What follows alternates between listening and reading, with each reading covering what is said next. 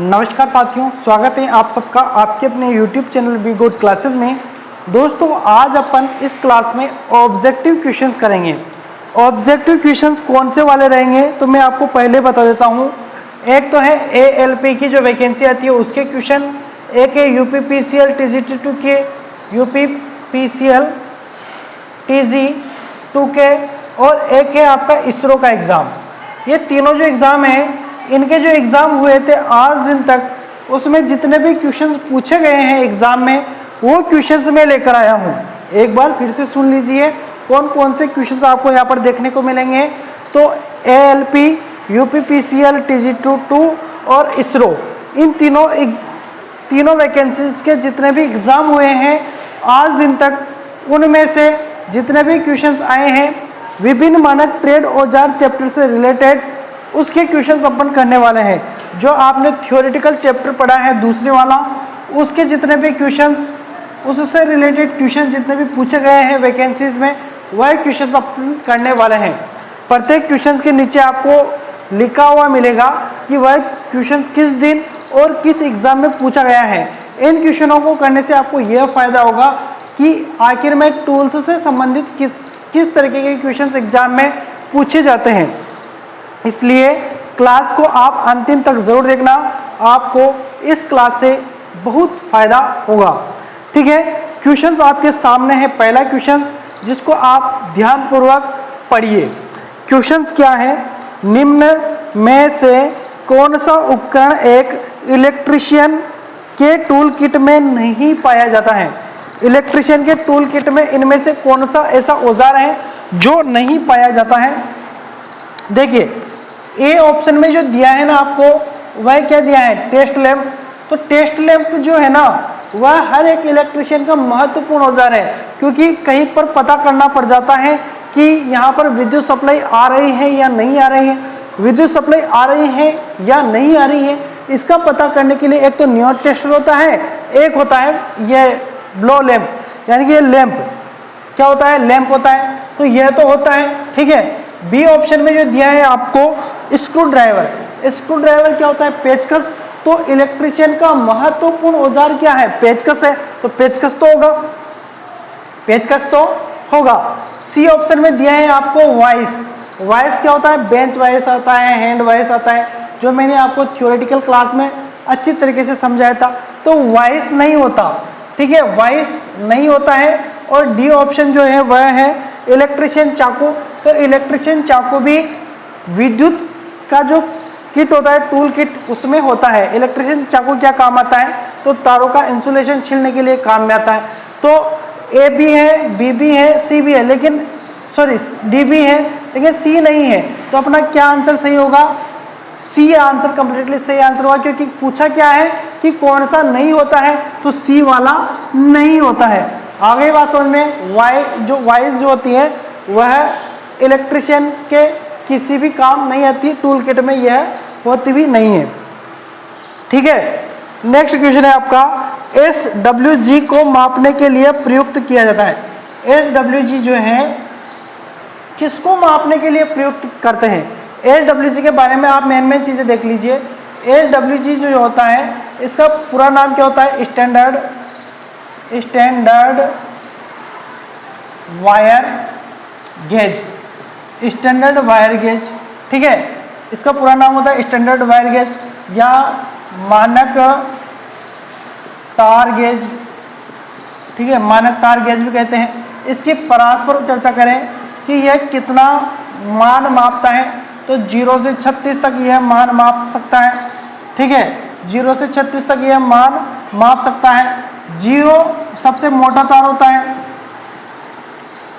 0 वाला क्या होता है? मोटा तार होता है, और 36 वाला क्या होता है? पतला तार होता है।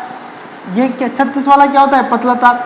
तो मोटे से पतले तक जैसे जैसे देखिए 0, 1, 2, 3, 4, 5, जैसे जैसे गेज बढ़ता है वैसे वैसे तार क्या होता जाता है? पतला होता जाता है। जैसे जैसे गेज बढ़ता है वैसे वैसे तार क्या होता जाता है? पतला होता जाता है। ये ध्यान रखना, ठीक है ना।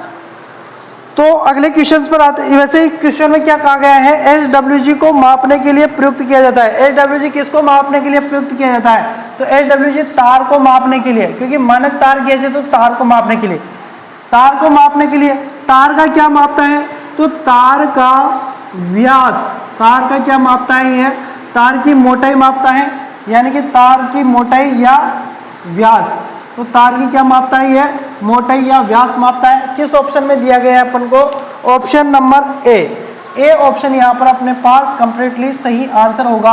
कौन सा आंसर सही होगा, ए ऑप्शन कंप्लीटली सही आंसर होगा। क्या आंसर, व्यास। ठीक है, नेक्स्ट क्वेश्चन से, चालक का अमाप नापने हेतु कौन सा उपकरण प्रयुक्त है। चालक क्या होता है, चालक, देखिए चालक क्या होता है, चालक यानी कि होता है कंडक्टर। कंडक्टर मीन्स क्या होता है, जिसमें धारा बहती है। धारा किस में बहती है, तार के अंदर बहती है। तो यानी कि तार का गेज मापने, तार को मापने के लिए किसका उपयोग करते हैं अपन, तो तार को मापने के लिए तो SWG का उपयोग करते हैं। तो क्या आंसर आएगा अपना, SWG। ठीक है, SWG यहाँ पर ऑप्शन में नहीं दिया है, तो सी ऑप्शन में दिया है मानक तार गेज, मैंने लिखा है, देखिए मानक तार गेज, वहां पर देख लीजिए, मानक तार गेज अपना कंप्लीटली सही आंसर हो जाएगा। सी ऑप्शन कंप्लीटली सही आंसर। ठीक है, अगला क्वेश्चन से, तार के मानक गेज की सीमा है। देखिए तार के मानक गेज की सीमा मैंने यहाँ पर लिख रखी है, परास क्या है, 0 से 36। तो क्या आंसर अपना सही होगा, 0 से 36 कंप्लीटली सही आंसर होगा। अगला क्वेश्चन से, दिए गए विकल्पों में सबसे छोटी तार गेज की पहचान करें। सबसे छोटी का मतलब है सबसे पतली गेज। अब देखिए ऑप्शन पर डिपेंड करेगा, ऑप्शन क्या क्या दिए अपन को। ए ऑप्शन क्या दिया है, ए ऑप्शन दिया है अपन को 40, फिर क्या दिया है 15, फिर क्या दिया है 7, फिर क्या दिया है 38। अब देखिए सबसे मोटा तार क्या होगा, तो मैंने यहाँ पर कहा है 0 वाला सबसे मोटा है, तो जो सबसे कम गेज का होगा वो सबसे मोटा तार होगा। तो ये सबसे कम यह है, तो ये तो क्या होगा, सबसे मोटा तार होगा। अब पतले की बात करें तो पतला, इससे मोटा यह, और इससे मोटा 38, और इससे मोटा क्या होगा 40। तो जो सबसे ज्यादा संख्या है वह, सॉरी सबसे मोटा 7 है, इससे पतला होगा 15, 15 से बड़ी वाली संख्या होगी और पतली तो 38, फिर इससे और बड़ी वाली संख्या होगी पतली, तो क्या होगा, यह सबसे पतला होगा। कहने का मतलब यह है कि जितनी ज्यादा संख्या रहेगी SWG में, उतना ही तार क्या रहेगा, पतला रहेगा। ठीक है, तो यहाँ पर सबसे ज्यादा संख्या, सबसे बड़ी संख्या कौन है, 40 है, तो 40 ही क्या रहेगा, सबसे पतला तार रहेगा। ठीक है, तो 40 अपना कंप्लीटली सही आंसर होगा। ऑप्शन नंबर ए आपका कंप्लीटली सही आंसर हो जाएगा। ठीक है, नेक्स्ट क्वेश्चन बुलाते हैं। नेक्स्ट क्वेश्चन से, SWG 22 वायर mm में का सामान्य व्यास क्या है। देखिए यहाँ पर 22 SWG का मान मापा, जो 22 SWG है ना, 22 SWG का mm में मान पूछा गया है। मतलब कि 22 SWG बराबर mm में कितना होता है, 22 SWG जो है वह mm में कितना होता है यह पूछा गया है। मैंने 1 से 5 तक आपको थ्योरेटिकल क्लास में बताया था, और साथ ही 30, 31, 32, 33, 34, 35 और 36 का भी मैंने बताया था। 22 का नहीं बताया, वो यहाँ पर देख लीजिए, क्वेश्चन पूछा गया है, तो यहाँ पर देख लीजिए कितना होता है, 0.711 mm बराबर होता है। 22 SWG बराबर 0.711 mm होता है। इसको याद रखना, क्वेश्चन पूछा गया है, इसलिए आपको इसको याद रखना है। ठीक है, नेक्स्ट क्वेश्चन है, वायर गेज का उपयोग किस चालक का क्या नापने के लिए किया जाता है। देखिए SWG का उपयोग किसको मापने के लिए करते हैं, तो तार को ही तो मापने के लिए करते हैं। तो तार के आकार को मापने के लिए करते हैं। किसको मापने के लिए करते हैं, तार के आकार को मापने के लिए। देखिए SWG से रिलेटेड कितने क्वेश्चन पूछे गए हैं, सारे के सारे मैंने यहाँ पर लिख दिए हैं। इनको जरूर याद रखना, हर एक चीज मोस्ट इंपोर्टेंट है, हर एक चीज पूछी गई है ना। तो क्या आंसर होगा यहाँ पर अपना, तार के आकार को मापने के लिए, और ऑप्शन कौन सा है, ए ऑप्शन कंप्लीटली सही आंसर अपना वहां पर हो जाएगा। ठीक है, नेक्स्ट क्वेश्चन है, क्वेश्चन से अपना अगला 8 नंबर जो कि है, प्रकार कैलिपर के अंदर माप स्थानांतरित करने के लिए किस उपकरण का उपयोग किया जाता है। देखिए कैलिपर 2 प्रकार के होते हैं, एक तो होता है बाह्य कैलिपर। ये जो मैंने चित्र बनाया ये कौन सा कैलिपर है? बाह्य कैलिपर है। कौन सा कैलिपर है? बाह्य कैलिपर। बाह्य कैलिपर। एक होता है आंतरिक कैलिपर।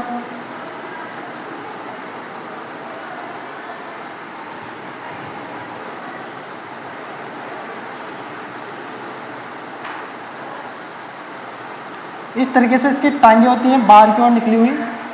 यह कौन सा कैलिपर है? यह आंतरिक कैलिपर है। आंतरिक कैलिपर।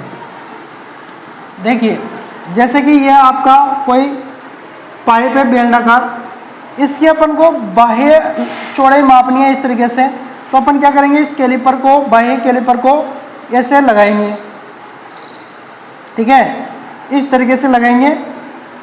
इसको ऐसे लगाकर ये क्या होता है? टाइट होता है। तो ऐसा कैसे रह जाएगा? फिर इसको यहाँ से हटाएंगे। हटाने के बाद ये जो चौड़ाई है इसको अपन क्या करेंगे? इसको इस तरीके से इसको ले आएंगे, जैसा का जैसा ये उठा के यहाँ लाएंगे। यहाँ लाए के और इसकी जो ये है ना चौड़ाई, ये कितना खुल रहा है, कितना इसके बीच में गैप है, तो यहाँ पर रखेंगे अपन पैमाना। क्या रखेंगे? पैमाना रखेंगे। और ये पैमाना कौन सा? स्टील वाला। दूसरा भी रख सकते हैं लेकिन यहाँ पर ऑप्शन के according steel rule, steel rule का रखेंगे, यानी कि इस्पात। स्टील को क्या कहते हैं? इस्पात मापी। इस्पात मापी का प्रयोग करेंगे। किसका प्रयोग करेंगे? इस्पात मापी का प्रयोग करेंगे। तो अपना ऑप्शन क्या है? ए ऑप्शन ही यहाँ पर कंप्लीटली अपना सही आंसर होगा। ए ऑप्शन में दिया है इस्पात मापी, वही अपना क्या होगा? कंप्लीटली सही आंसर होगा। पूरा डिटेल से मैंने समझा दिया है आपको। नेक्स्ट क्वेश्चन जो कि आपका है, माइक्रोमीटर या कैलिपर्स की यथार्थता नापने के लिए किस गेज का उपयोग किया जाता है? देखिए माइक्रोमीटर जो होते हैं इनकी यथार्थता मापने के लिए अपन स्लिप गेज का प्रयोग करते हैं। कौन से गेज का प्रयोग करते हैं? स्लिप गेज का प्रयोग करते हैं, जो कि आपका ए ऑप्शन में दिया गया है। नेक्स्ट क्वेश्चन है, क्षेत्र पृष्ठ की वर्गता की जांच करने के लिए किस उपकरण का उपयोग किया जाता है? क्षेत्र पृष्ठ की वर्गता। वर्गता क्या होता है? वर्ग होता है। क्या होता है? वर्ग होता है। वर्ग कैसा होता है? इस तरीके से होता है। वर्ग में प्रत्येक कोण कितने डिग्री का होता है? 90 डिग्री का होता है। तो अपन कैसे पता करेंगे कि ये वर्ग है या नहीं है?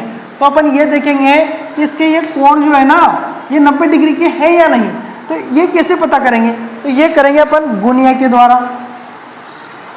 किसके द्वारा? गुणिया। गुणिया क्या बताता है? 90 डिग्री का एंगल बताता है कि 90 डिग्री यहाँ पर है नहीं, इसको यहाँ पर यहाँ से उठा के यहाँ रखेंगे और देखेंगे कि ये समकोण है कि नहीं है। तो समकोणता जांचने के लिए भी प्रयोग करते हैं, समकोणता की जांच करने के लिए भी करते हैं और 90 डिग्री एंगल को पता करने के लिए भी करते हैं। तो गुणिया का प्रयोग क्या है? तो गुणिया का प्रयोग है कि वर्गता की जांच करने के लिए, समकोणता की जांच करने के लिए। तो यहाँ पर डी ऑप्शन अपना कंप्लीटली सही आंसर हो जाएगा। नेक्स्ट क्वेश्चन है, ट्राई स्क्वायर का प्रयोग रिक्त स्थान कोण की सटीकता को मापने के लिए किया जाता है। तो ट्राई स्क्वायर का प्रयोग 90 डिग्री, अभी बताया ना मैंने 90 डिग्री, तो किस ऑप्शन में है? डी ऑप्शन में दिया गया है। तो यहाँ पर भी डी ऑप्शन कंप्लीटली सही आंसर हो जाएगा। क्वेश्चन से अपना, कठोर तारों को काटने के लिए कौन से प्लायर सर्वाधिक उपयुक्त होते हैं? देखिए तारों को काटने के लिए है ना, तारों को काटने के लिए अपन है ना, तारों को काटने के लिए किसका प्रयोग करते हैं? डायगोनल कटिंग प्लायर का अपन उपयोग करते हैं, ठीक है। इंसुलेशन छीलने के लिए किसका प्रयोग करते हैं? तो इंसुलेशन छीलने के लिए अपन वायर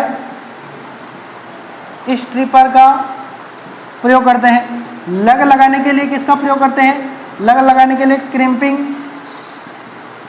टूल का प्रयोग करते हैं, ठीक है। और क्या है? तो ठीक है, तो यहाँ पर अपना क्या आंसर होगा?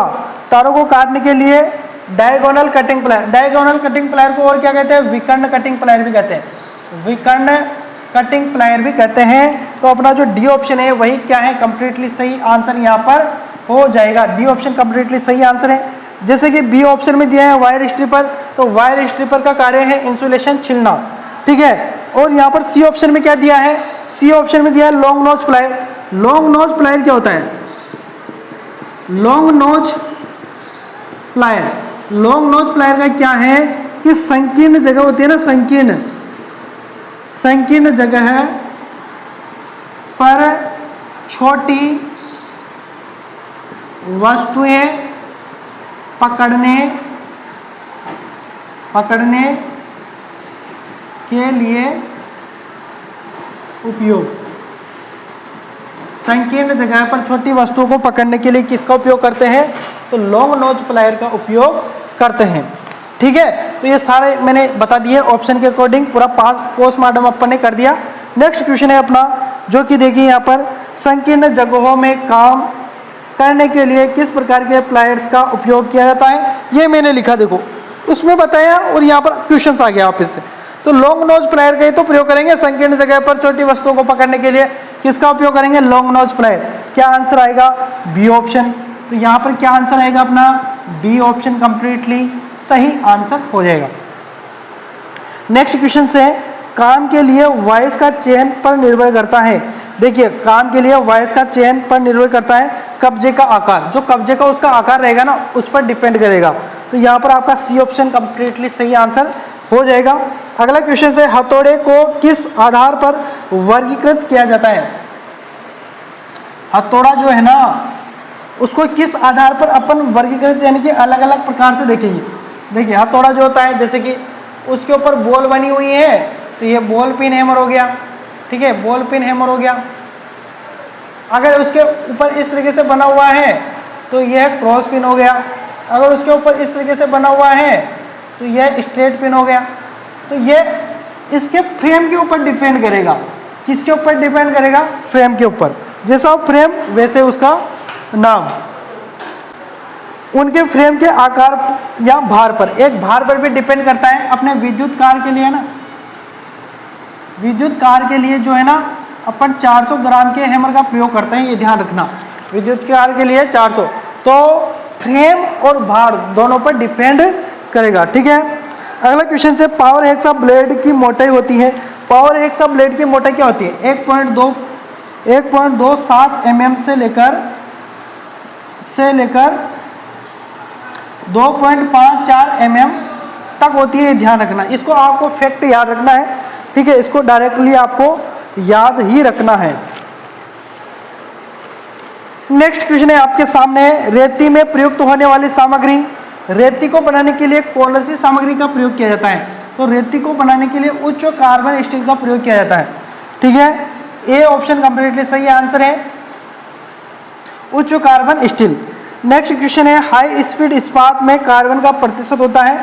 तो इसमें जो कार्बन का प्रतिशत होता है वह आपके बी ऑप्शन में जो दिया है ना, 0.75 से 1%, 0.7% से 1% तक होता है। बी ऑप्शन आपका यहाँ पर कंप्लीटली सही आंसर। अगला क्वेश्चन है, निम्नांकित चित्र में दिखाई गई रेती फाइल की पहचान कीजिए। तो यह आपके सामने जो चित्र है ना, यह किसको इंगित करता है? तो यह रेस्प कट फाइल को, कौन सी? रेस्प कट फाइल, रेस्प कट फाइल। ठीक है, रेस्प कट फाइल को यह इंगित करता है। और अंतिम क्वेश्चन है आज का, किसी वृत्ताकार छिद्र को परिष्कृत करने के लिए किस उपकरण का उपयोग किया जाता है?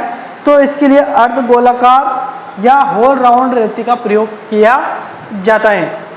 ठीक है, तो यह थे अपने 20 क्वेश्चंस जो कि अपन ने आज वाली क्लास में किए हैं। इस चैप्टर से संबंधित क्वेश्चंस अभी और बचे हुए हैं, तो उनको अपन अगले बुधवार को करेंगे। कल वापिस से आपको नए चैप्टर की थ्योरेटिकल क्लास मिलेगी, जो कि अपना तीसरा चैप्टर रहेगा। ठीक है, तो अगर आप चैनल पर पहली बार आए हैं तो चैनल को सब्सक्राइब अवश्य कर लेना, क्योंकि हम थ्योरेटिकल आपको पूरा ही पढ़ाने वाले हैं और इसी यूट्यूब पर आपको पूरा ही सिलेबस मिलेगा। ठीक है, इसलिए आप चैनल को सब्सक्राइब कर लो और साथ ही इस वीडियो को अपने मित्रों तक जरूर शेयर कर दो।